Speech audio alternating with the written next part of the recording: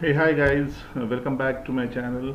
And again, as usual, for those who are new to this channel and watching this video for the first time, okay, this is my brief introduction in front of your screen. My name is Pranav Gandhi. I work as trainer and consultant. Total industry experience is 20 years, right? And these are the various domains I have worked in, right? And these are some of my academics and certifications. This is my LinkedIn profile, you can see at the bottom, email ID and contact details, right?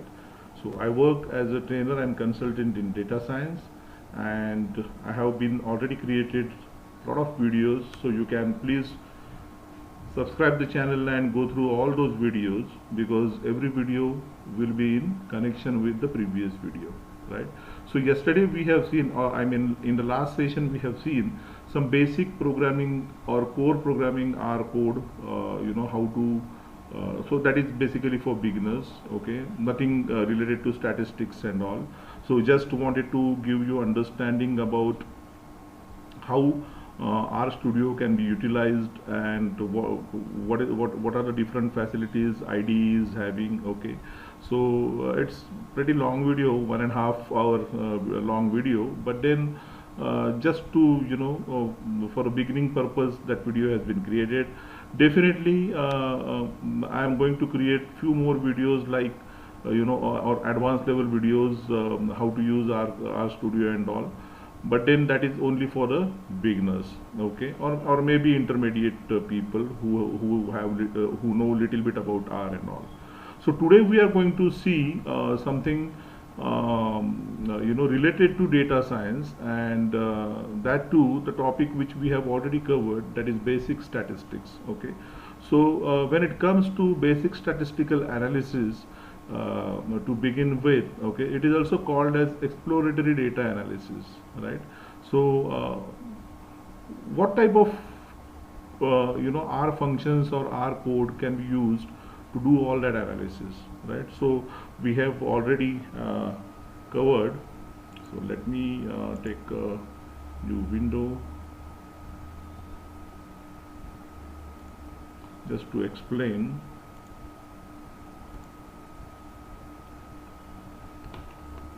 So we have already covered in basic statistics, we have covered data types, then we have covered probability and random variable. Third, we have covered first moment of business decision.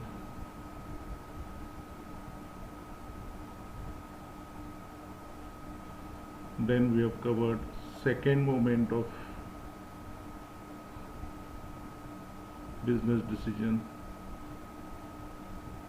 After that, third moment of business decision, fourth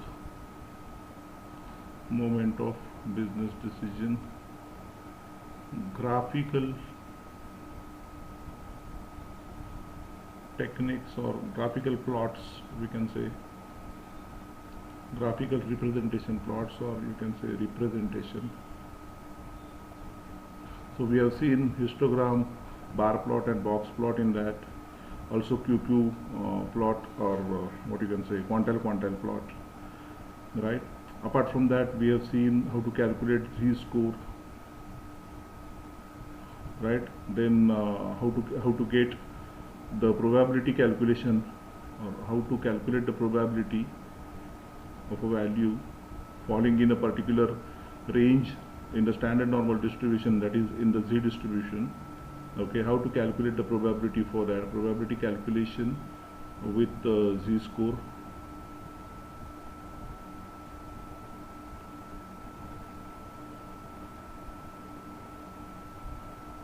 And then we have also seen t distribution,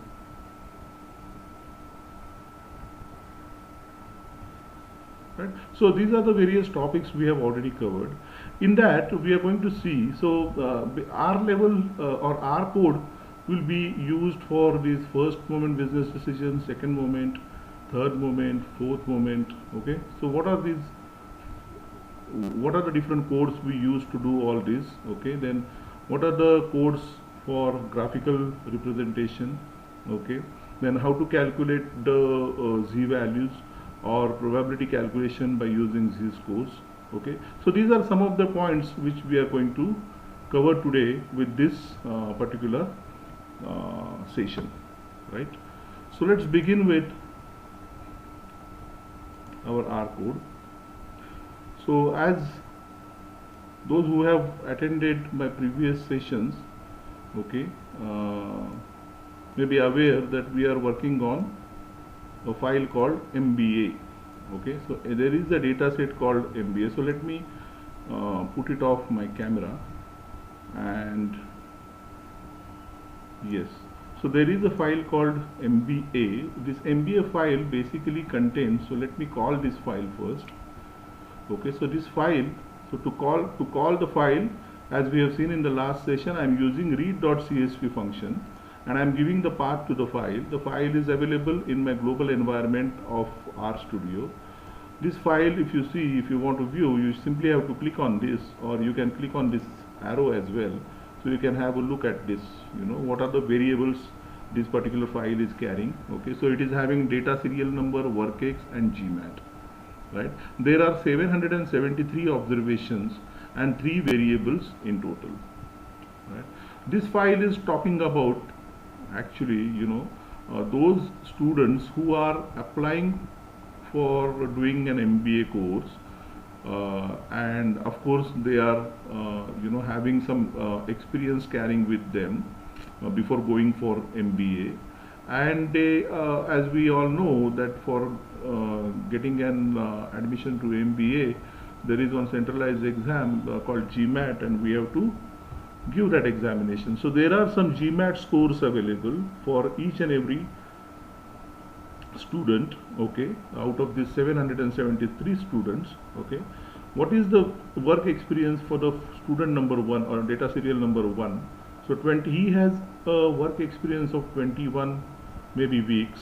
Okay, and GMAT is nothing but the score, how much score he has got out of 800 marks, right? So the examination is for 800, and this is the score they have scored. So each student has some work experience and GMAT scores. Now if we have to analyze this data, okay, for our different sort of business problem, let us say to understand that what range of you know, students get with what experience student get what sort of you know, marks in GMAT. Okay, or probably after getting the plots plotted, we can also find out the answers to questions something like you know, how much percentage of people are below what score, or something like that. That statistical analysis, if suppose my business problem is regarding to that, okay, then what I will do, I will start with first looking at the data as we have viewed the data. Okay, so I can even write a code here with a view command. Okay, so when I say view, I will simply say MBA.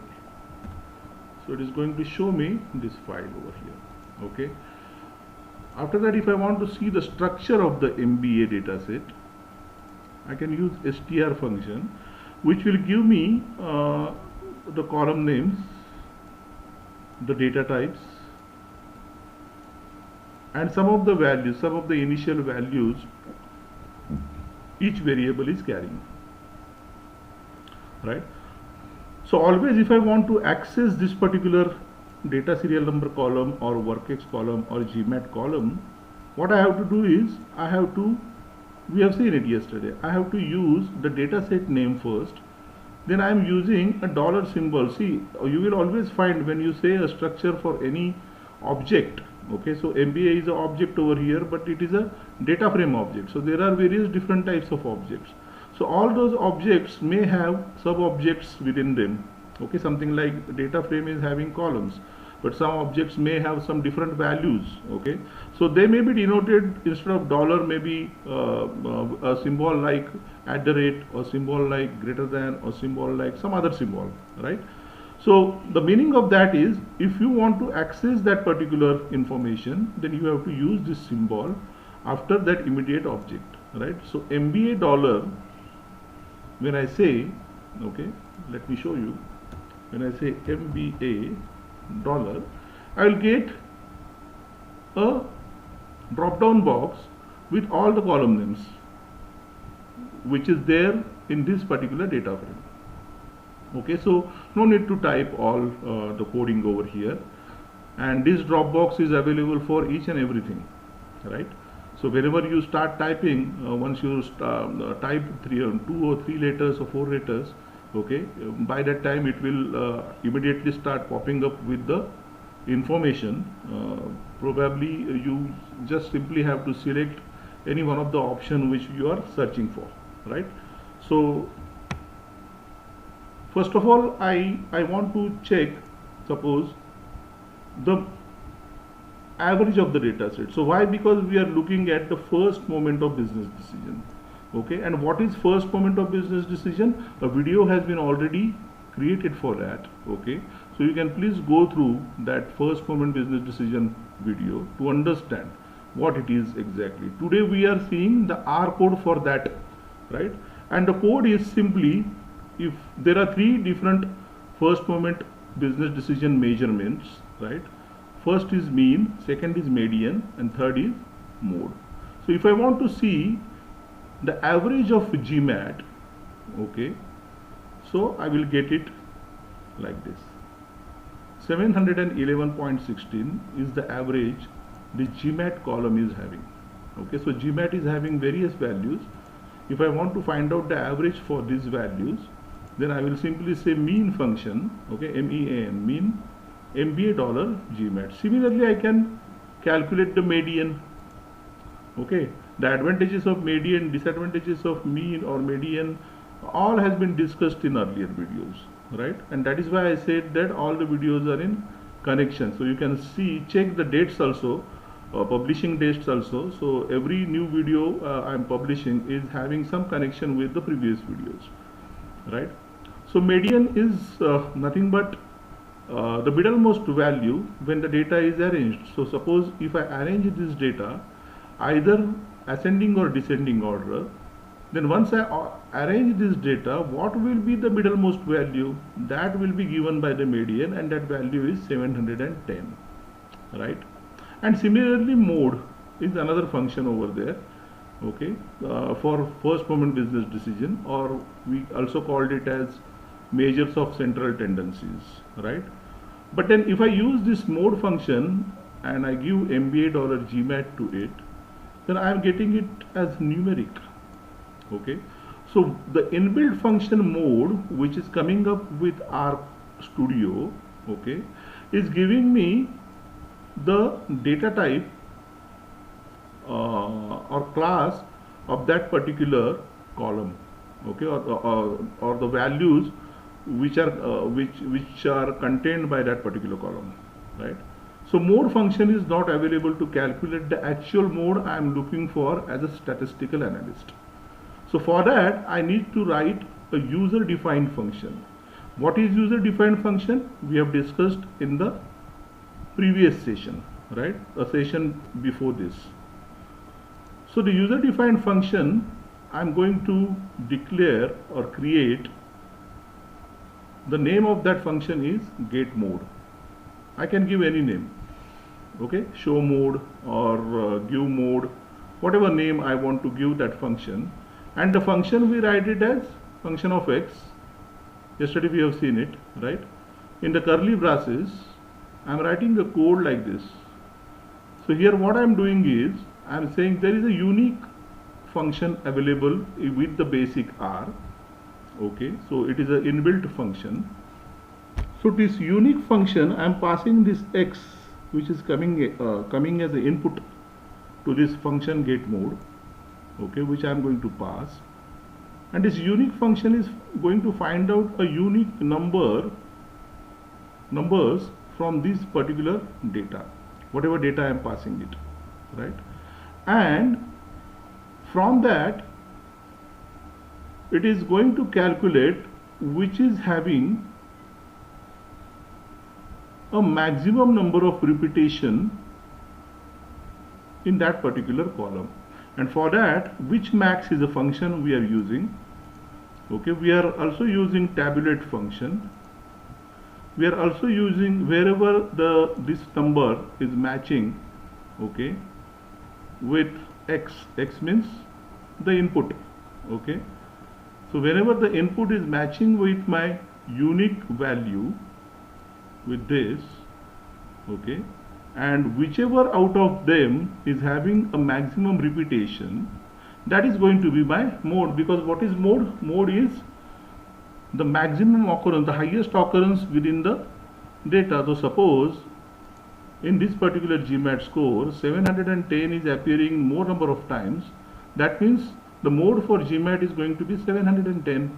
If it is 660 which is appearing more number of time or highest number of time, okay, within this column, then 660 is going to be mode for this GMAT column of MBA dataset, right? So I am declaring this function now. Okay, you can see here get mode function is ready, and if I click on that, this is a function definition, right? All right. So now I am going to use that function to calculate the mode of GMAT column. Now I am going to refer only one column over here because I mean in the earlier course, but henceforth we will also start looking into both the columns if we require, because it is simply an understanding how to use the function and write a code. That's it.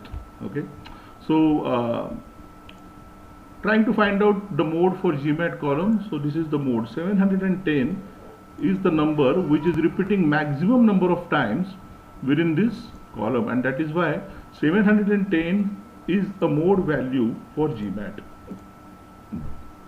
And what is the work experience mode or mode for work experience? That is 45, which means there are maximum number of students, okay, which are having or which are applying for the MBA course or given the GMAT examination.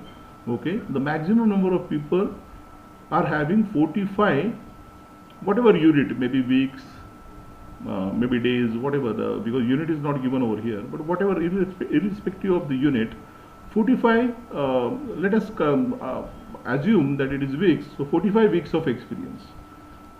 Okay, right, as far as work experience is concerned.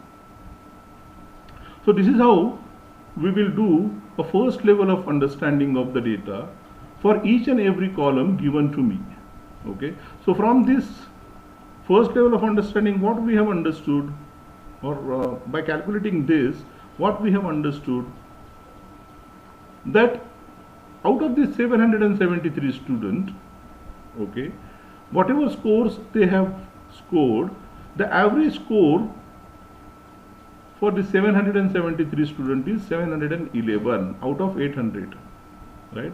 And the middlemost value is median, which means it shows me that my data is probably having a normal distribution, because mean and median is very close to each other. Okay, but of course median is lesser than mean, which means we can also get an idea about the skewness of the data, right? We have seen that. Okay, so please refer that earlier video. Correct. Similarly, by getting the mode, okay, what we can understand is the maximum number of people who are applying for MBA course, okay, are getting around these numbers marks, right? And they are having this much work experience. So this is a basic level understanding I got with from the data. Now when it comes to second moment of business decision, and of course this is we are going to do for each and every column. Okay, so if we have 10 columns like this, I will write the same code for 10 times, okay, to get an idea about exploratory data analysis, to do the exploratory data analysis about each and every column. Okay, and there are some advanced function as well, which we will discuss in the time to come, right? So let us understand now what is second moment of business decision or measures of dispersion. So measures of dispersion or second moment of business decision is basically we are trying to find out the variance, standard deviation and range of the data. Okay, So standard deviation will give you that what is the average variance or variation, okay, of each and every value from the mean value of the data. We have seen all that, right? So if I want to find out the variance of GMAT, I will simply say VAR MBA dollar GMAT, or I will say standard deviation SD MBA dollar GMAT, okay, or I will calculate the range, okay, by using MBA dollar GMAT. So 600 is the minimum score and 780 is the maximum score available in this particular data set, right? So because range is nothing but my minimum and maximum value. Standard deviation is what is the average movement of or average variation of each and every data point, each and every score within the GMAT column from the mean value. What is the mean value? It is 711. So each and every value is average, it is varying around 29.33 from the mean. That is what we have got the understanding about the data, right? So this is a second moment business decision for you all, right? Now let us try to understand what is third and fourth moment business decision. So for that, there are no direct functions available or inbuilt function available. For that we need a package called moments, right? So in our earlier session we tried to understand how to install the package. In that also we have taken this example of how to install the moments package, right? So I'm not going to install moment package because it is already available. You can see over here, yesterday while creating the video, I tried to install this moment package. So these are the various packages available in my system, out of which if I want to use the moment package, then I will first check whether it is available in my system or not. If it is available in my system, okay, that means I don't have to install the package, but I need to invoke it, right? So there is a difference between installing and invoking of the package. To install the package, I will use the code install.packages and give the package name into the double inverted commas. Installing activity will be always done for once unless and until you are not formatting your system, okay, and then you can update the package, okay, or whenever you want to use the functionalities which are carried by that particular package. So for example, in this condition now, in this situation, or regarding this moments package, if you see, okay, what and what activities you can perform. So you can calculate skewness, you can calculate kurtosis, right, and related test, okay. So all those related tests can be done by using the moments package. So if I want to use the skewness and kurtosis functions which are available in this particular package, I need to invoke it, right? Invoke means I want to use the functionalities right now in this session. To use that, I want to open it, right? So I will say library moments, right? So this is the invoking for you, right? Now I can directly use the skewness function, okay, and to calculate the GMAT. So if I calculate it, so this is minus 0.59 is the skewness for GMAT column, okay. And what is the skewness for workx? So 2.60 is the skewness for workx. So as we have seen that whenever a negative skewness value will come, it shows us some understanding that there is a long tail towards left hand side. Whenever a positive skewness value comes, then it gives us the understanding of there is a long tail towards right hand side. So when we plot the histogram, we will come to know these long tails, okay. I will explain what is long tail when we plot the histogram, okay. Similarly, when we calculate the kurtosis for GMAT, it is 4.15, and when I calculate the kurtosis for workx, it is 16.31. So kurtosis basically tells us that the pickedness of the data, right? So how high towers are available in the data. So tower means I'm talking about frequencies, right? So a particular value or the values between a particular range, you may find out their frequency is too high within the data. Okay, so it shows us that the workx frequency is quite high. I mean the peakedness of the workx data is quite high. Okay, and GMAT is also positive. It is showing positive, means it is, there is a peakedness, right? If we get the negative value for kurtosis, then we can say that there is a flat peak sort of a thing in the data. So we will get something like I will show you, because we have already seen this, but let me show you again.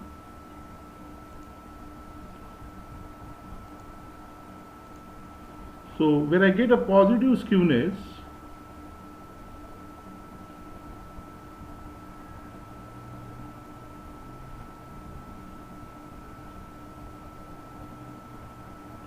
then it shows that the representation of the data is, for positive skewness, will be like something like this, whereas for negative skewness it will be something like this, right? The long tail, this is called long tail. This is called long tail. And the peakedness of the data. Okay, so in kurtosis, if I get a positive kurtosis,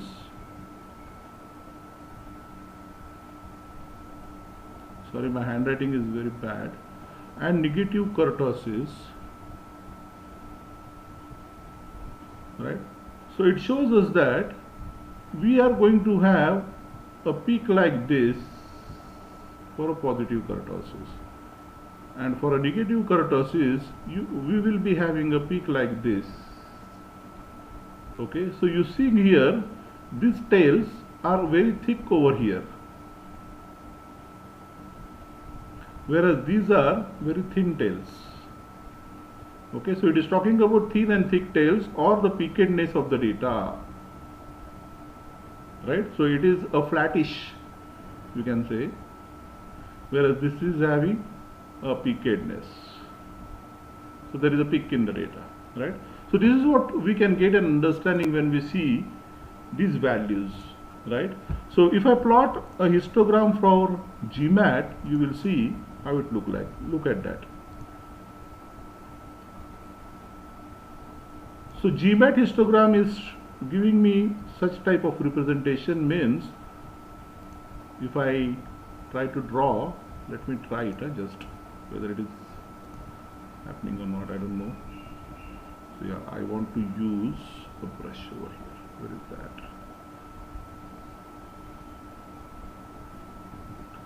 So you see here, this is a long tail over here.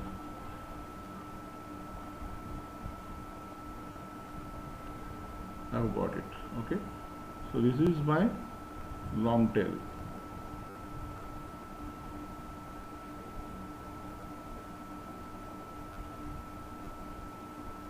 Correct? And if you see over here, the skewness for GMAT is negative skewness we have got, right? So when we get a negative skewness, but it is close to 0, if you see 0.59 is the skewness for this one. Okay, it can be anything like minus 0 or minus 3 point or minus 5.30, suppose, which means that the tail towards left is very long, right? So this is a representation. We get an idea when you play around with the data lot more time and see various different data, skewness and kurtosis, you will get an understanding about this, right? And how to represent or how to interpret, right? Similarly, you can see there is a high peak over here, okay, but there is one tall building, and it shows that the kurtosis for this one is 4.15. Okay, so after looking at this 4.15 only, I can immediately say that the data is having a positive kurtosis means high peak, right? Okay, let me clear all that. Fine then.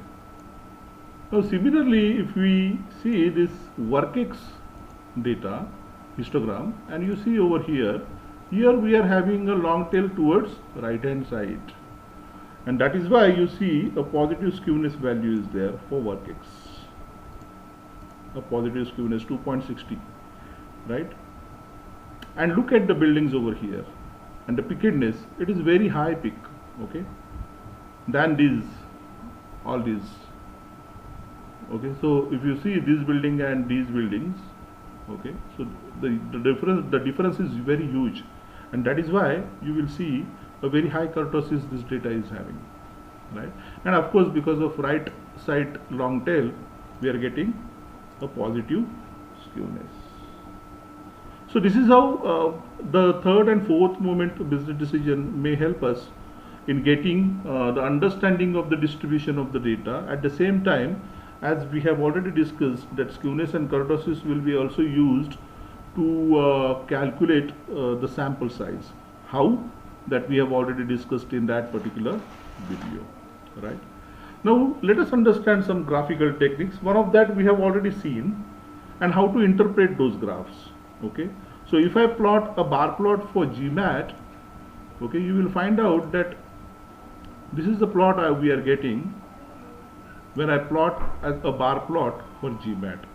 Now this particular plot we have already seen in our basic statistical video when we created that for graphical representation or graphical techniques and all, graphical plots or something like that. Okay, so the meaning of this graph is, you can see when we calling it as a bar plot, so there are bars actually. How many bars? 773 bars. Okay, so on x-axis there is total number of students, that is data serial number is there. Okay, so 773 students data has been plotted with their respective scores on y-axis. So it is a GMAT score plotted on y-axis, right? And from this we can only say that probably every student have scored more than 600 marks. Okay, but very difficult to comment anything or interpret anything more with this particular plot, because you know, whenever the data size is higher in number, okay, bar plot actually doesn't make any sense, right? So bar plot you will use only when your data size is very, very small, right? This we have already seen. So if I use this Windows function and then use any plotting function, then instead of you know, clicking it on the zoom button, okay, this pop-up window will directly appear. So if I say something like this, Windows plus histogram of GMAT, if I execute this, then I will get it like this. The window will pop up and I will get a different I will get the plot in a different window. I don't have to click on the zoom button. Okay, now this is a histogram which we have seen 2-3 times right now, okay, for GMAT. Now what does it tell us? Okay, it tells us that we know that the average score is somewhere around 711 point something, and median is 710. You can see the distribution of the data, so you can, you know, try to understand that what is the maximum student, where the maximum students are falling. So probably between 680 marks and maybe 740 marks, okay, in that range, because these bars are nothing but the frequencies over here. So how many number of students are there? So between 700 and 720 there are around 300 students, right? Between 680 and 700 there are around 150 students, and even between 720 and 740 there are again around 150 students, right? So when we plot the histogram, we can get the idea about our first moment business decision, that is mean, median, mode. Okay, second moment business decision, that is the variation between the scores, okay, from the averages. And then we can also get the skewness So left skewed data we can say immediately after looking at this, right? So this is the various, I mean these are the various what you can say interpretations you can make from the graph, and this is again at a very basic level, right? If I plot histogram for work X, then it look like this, which we have seen already. Again here you can see that the median was, sorry, the mode was 45. So you can see over here the 45 score is falling somewhere here. Okay, so the people who have scored not scored, who have worked for 45 maybe weeks, okay, are having highest frequency, or you can say between 45 to 55, okay, there are highest number of people are falling in that range. Highest means how high? It is almost 50% of the total data. 773 students, out of them almost 340 or 350 students are falling in that particular range. There are very less students with very high experience, right? Because this on x-axis there is a experience, on x-axis there is a experience plotted, okay, and on y-axis there is a frequency, correct? You see here very few people with very less experience try to get into MBA, okay? So normally people with 45 to 55 weeks of experience, they go for MBA, okay? Very few people after maybe working for 100 weeks or maybe 100 and, so this is 100, this is 150, so maybe 110 or 15 maybe lying here, or 25 let us suppose. So after working for around 100 to 125 weeks, okay, the applying for MBA falls down because maybe person gets settled down or something like that, okay? So this is how we can use histogram for doing our analysis. Now let us look at the box plot, right? A box plot for GMAT I am plotting now. So it is simple box plot word I have to say, right? And this is what the box plot for GMAT is. Now we know what box plot gives us. It gives us the information about the outliers. What is outlier? We have already seen, okay, some odd numbers which are not logically to be fall in that particular range of data, right? So we can also get the idea about the range of the data from this particular plot. So you can see over here, right? So if I use this pen, so this is my range of the data, and this is of course my lower fence,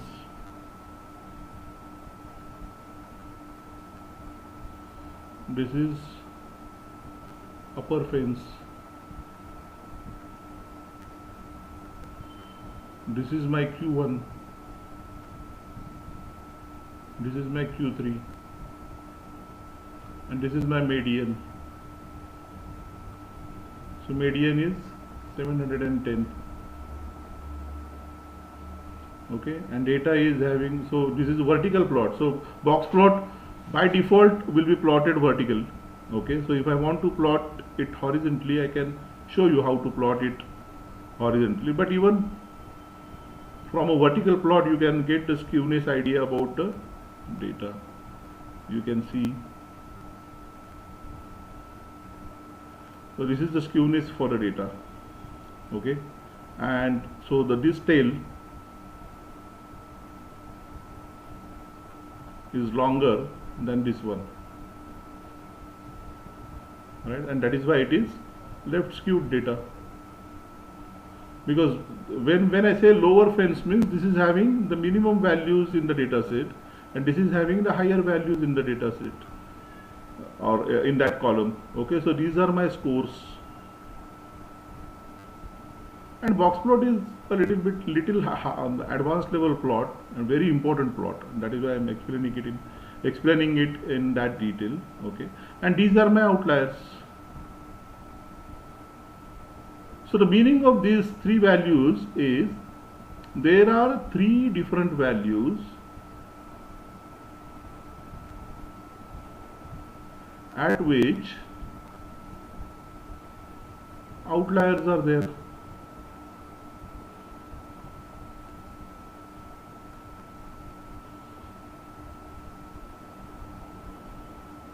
Right? But how many outliers at this value, I don't know. How many values at this particular position, how many value at this particular value, or how many values at this particular value, that is this particular score, maybe 600, maybe 610, or maybe 620, something like that. Okay, how many values are lying, because the circles can overlap themselves, right? So it is very difficult to tell from this particular plot. So for that we need some additional coding, how to get that thing. Okay, so let us first understand how to plot a box plot in a horizontal way. So I'm saying box plot MBA $GMAT, comma, I'm using another argument over here or parameter over here, horizontal equal to true.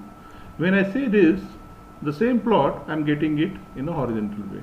Now you can easily find out the skewness of the data. Left tail is higher than the right tail. Okay, these are the outlier values. These values are the scores. Okay, this is my median, this is my Q1, this is my Q3. Okay, so it's very easy to interpret. So many guys, they use the horizontal equal to true command so that they can get a horizontal box plot. Now as we have seen, there are three values where outliers are lying. If I want to see how many outliers are there, I will simply say $out. Okay, and it gives me which are those values and how many of them are there, right? So there are 610 1, 610 2, and 610 3, and 610 4. So at 610 there are 4 different outliers. At 621, 2, 3, 4, 5, and 6 values are at 620. Okay, and 600 and 600, 1, 2, only 2 values at 600. Okay, so these are my outliers in the data. So I will maybe discuss with this, if this data is coming to me from university to do the analysis, I will discuss it with university whether to consider this outliers for my extended analysis or not. Okay, further analysis, or I shall remove this data or what not. Okay, so I will discuss it with the subject matter expert. Okay, and this is in one go, I can get it like this. Okay, so I will get the plot here on the right hand side, and I will get the outlier values plotted as well, right? Same thing we can do about work X. So you can see here horizontal equal to true. So look at that, how many outlier values are there, right? And you see here this right tail is slightly longer than left, so it is a right skewed data, correct? Median is shifted towards little left over here, and these are the outlier values, and this is the work experience. And you see here maximum values lying between this zone. Okay, 50% values within this zone, Q1 and Q3, right? So this explanation we have already seen, so I'm not going into much detail. So let us see all those outlier values. Look at that. So these are the outlier values which are not fitting properly in the data. Okay, and how these outliers will be calculated, we have seen that calculation as well, right? In the box plot, this thing in the box plot explanation, when I explained the box plot to you all, right? Okay, so if you want to have any further information about box plot or any of the plot or any of the function, as I have already discussed, that to get the help, we can just put a question mark and put the function name over there and say run, and you will get the entire documentation for that function, that plot, or that whatnot. I mean, okay, so all the documentation you can go through that. Now let us come to QQ plot, quantile plot. So QQ norm is a function which is going to give me the quantile plot. So QQ norm, and I will give the data to it, that is GMAT. Okay, so this is this plot we have seen in our presentation when we discuss it in the theoretical way, right? So it shows me that the data distribution is normal. Okay, but if I want to check it with the line, so the QQ line command will be always to be used as a follow-up function to QQ norm. Okay, if you use only QQ line, a line will not be plotted. But if you plot first QQ norm, and on that QQ line you can plot. Okay, so this QQ line, which always goes through Q1 and Q3 of the data. Okay, the idea about this plot is to check whether the data is normally distributed or not.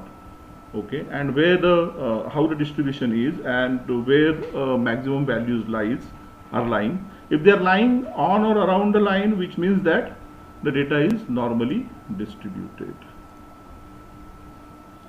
Same thing we can do it for workx as well.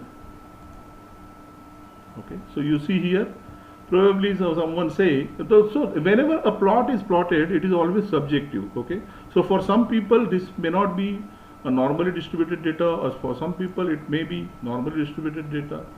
Okay, but then if suppose you are feeling that this is not normal distributed data, then you can do it in the form of normal distribution. Okay, so by using the transformation techniques, right? So if I use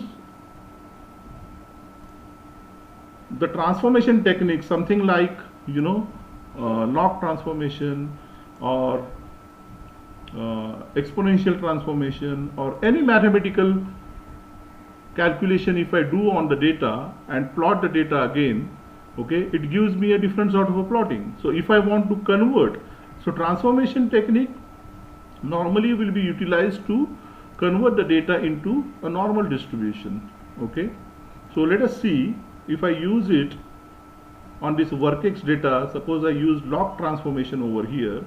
So I am saying QQ norm, plot QQ norm, okay, of workx, but which workx value? The log value of workx. Okay, so I'm plotting the log values of workx, and you see here the same plot is showing me a normal distribution now, right? So this is how transformation techniques can be used. Okay, I'm going to create a separate video on only for transformation, right, when time permits. All right, so there is one more function called summary. Okay, it is going to give me all the related necessary information lying within the data. So it gives me the minimum and maximum value of the every variable. Okay, it gives me the range with this minimum and maximum value. It gives me first quartile information and third quartile, that is Q1 and Q3 information, right? It gives me median and it gives me mean. Okay, so by looking at this data as well, so these are all supplementary techniques. Okay, so you can use any of the function to understand the data. Some people are good in understanding the visual representation, some people are good in understanding the numbers. Okay, so all these functionalities are available over there, right? So you can also plot a particular column summary. So this is a GMAT summary. Okay, so if I don't want to have an entire data set summary, I can go for any column summary, right? And this is a workx summary. Okay, so individual column wise also I can look at, right? And there are two more functions, something like head and tail, just to understand you know, the first few values of the data or whatever. If I want to preview the data, right? So if I say head of MBA, then it will give me first 6 observations of the MBA file. If I say tail of MBA, it will give me the last 6 observations of the MBA file. Okay, if I want a particularly first 20 observations, then I will say head MBA 20. So it will give me first 20 observations of the MBA file, a preview of the data. Okay, many a times it requires, you know, while doing the analysis. Okay, so that is the head and tail functions. And now let us come to our probability calculation by using the Z table. So in that, while learning the theory, we have done a lot of things. We have used those formulas, x minus mu upon sigma. Okay, we go to the z table and then we find out the z value or z score, and from that we have calculated the probability of student scoring less than or equal to 680 marks. So all that, the dissection of this function we have done, right? So this function does it all, okay, whatever I have just mentioned or we have seen in that theoretical session, right? So I will only use pnorm function over here.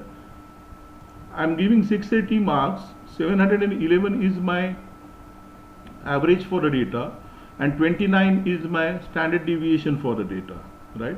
So these are rounding of figures I have taken. It was actually 711 point something and 29 point something, right? So if I use these three numbers, then it is going to give me that what is chance of a student scoring less than or equal to 680 marks, or what is the probability in the data, what is the probability of student having a score less than or equal to 680 marks. So this is the probability, that is 14%. Okay, and if I want this is my left side, so z table always give us the left side probability, right? So if I want the probability in between, all these examples theoretically we have understood in our theoretical session, right? So if I want to calculate the between probability, then I will give, suppose I want to find out what is the probability of student falling in the range of 697 GMAT score and 740 GMAT score. Then I will give 740, because this is the higher area and this is a lower area, right? So higher area minus lower area is between area. So 740 and 697 I am using with pnorm function, and the respective average and the mean and the standard deviation, and I will get the probability. So there are 52.67% people are falling in that particular scores. So this gives me the in-between area or the probability of falling the student scores, okay? And if I am interested in the right side area, then I will say 1 minus pnorm of whatever I am interested value at, right? So if I want to calculate or find out the probability of student scoring more than 750 marks, so because z score doesn't give me the right side probability, but we know that the probability of, or the probability lying under the entire curve, okay, is always equal to 1. So I can use this formula 1 minus pnorm, it will give me the right side probability, and that is 0.8. So there are hardly any people who are scoring greater than 750 marks, that is 8% only, right? So this is how we can calculate the probability by using the z tables, and that's it for today's session. So to say, as far as basic statistical analysis R code we have seen.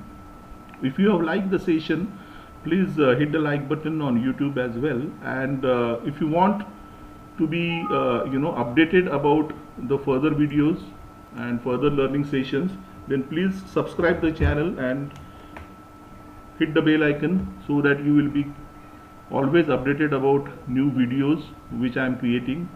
And obviously there will be a lot more to come, right? And we are also having our Facebook page, so you can even like that page, and we are also sharing our LinkedIn details, my LinkedIn details, so you can even connect me through LinkedIn account. Okay, my WhatsApp number button has been created on Facebook, and all that respective information I am going to provide in the description of this video or any of my video. You can find all that information, right? So that's it for the session for today. I thank you very much, all of you, for attending this or watching this video. Thank you very much. Bye bye, take care, see you.